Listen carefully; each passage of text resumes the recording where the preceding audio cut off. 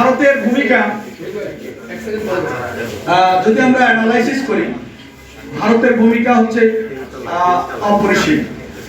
এই সময় আমাদের বিপক্ষে যারা অবস্থান নিয়েছিল, শক্তিশালী ওয়ার্ল্ড বিশ্বের যে শক্তিশালী দেশ ভারত, আমেরিকা আমাদের বিপক্ষে অবস্থান করেছিলেন এবং সেখান থেকে এই নেত্রী ইন্দিরা গান্ধী তার ঐকান্তিক প্রচেষ্টায়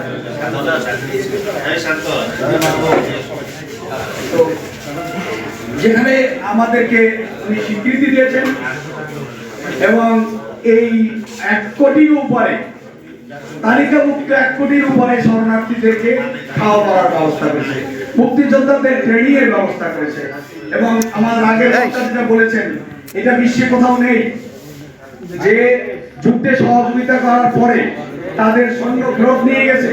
এখনো আমেরিকার সৈন্য বিভিন্ন কান্ট্রিতে, লিবিয়া আছে, ইরাকে আছে, সৌদিতে আছে, সব জায়গায় আছে, ইভেন জার্মানিতেও আছে।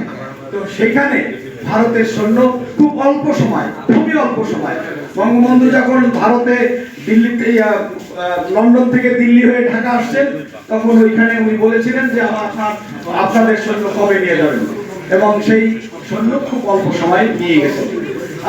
আমাদের দুর্ভাগ্য আমরা এরকম একটি শক্তিশালী পুরুষ বা একটি নেতাকে আমরা বাঁচিয়ে রাখতে পারিনি।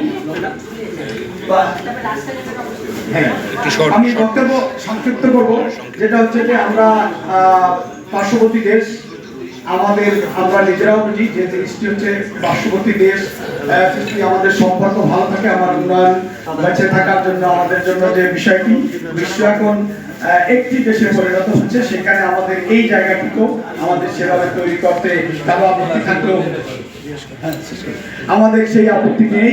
আমি বক্তব্য আর বাড়াবো না। আমি আপনাদের সবাইকে আমার স্বচ্ছন্দ সালাম জানিয়ে মুক্তিযোদ্ধাদের দীর্ঘায়ু কামনা করে এবং সন্তানদের যে কোঠা আন্দোলন হচ্ছে সেই কোঠা আন্দোলনে যাতে আমাদের কোঠাটি থাকে সেটাতে আমরা সবাই সহযোগিতা করব, এই আশাবাদ ব্যক্ত করে আমার বক্তব্য শেষ করছি। জয় বাংলা, জয় বঙ্গবন্ধু।